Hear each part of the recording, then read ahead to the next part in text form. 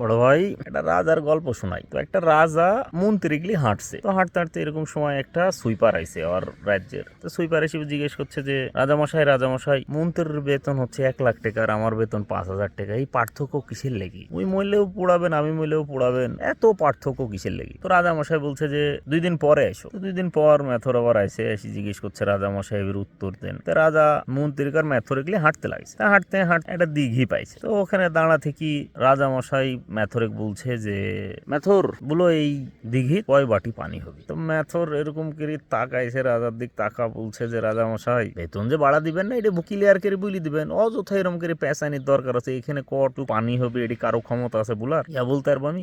রাজামশাই বলছে যে তাহলে তুমি বলতে পারলে না, তাহলে মন্ত্রীকে দেখি প্রশ্ন করি। মন্ত্রীকে জিজ্ঞেস করেছে যে মন্ত্রী সাহেব এখানে কয় বাটি পানি আছে? তো মন্ত্রী বলছে তো খুবই সহজ, তেমন কঠিন কাজ না, ইয়া আমি বলে দিতে। তো মেথর তখন বলছে যে কি মস্করা শুরু করেছেন আপনারা, এখানে কয় বাটি পানি আছেন বুঝ দিতে পারবেন? মন্ত্রী বলছে যে রাজামশাই বাটিটা যদি এই দিঘির সমান হয় তাহলে 1 বাটি পানি হবে, বাটিটা যদি এই দিঘির অর্ধেক হয় তাহলে 2 বাটি, আর যদি 4 ভাগের 1 ভাগ হয় তাহলে 4 বাটি পানি হবে। তো রাজা তখন হাসতে লাগছে, আর মেথর তখন চোখ বড় বড় করে তাকা, মানে অবাক হয়ে গেছে। কারণ রাজা মেথরিক বলছে যে তুমি কি বুঝতে পারছো যে কিসের লেগে তোমার বেতন 5,000 আর ওর বেতন 1 লাখ? তো বলেছে যে রাজা মশাই বুঝতে পারছি, তাহলে আপনি একটা কাজ করেন, সামনে বার থেকে 8-10 হাজার টাকা বাড়া দিয়েন। তো এই হচ্ছে বিষয়। হ্যাঁ।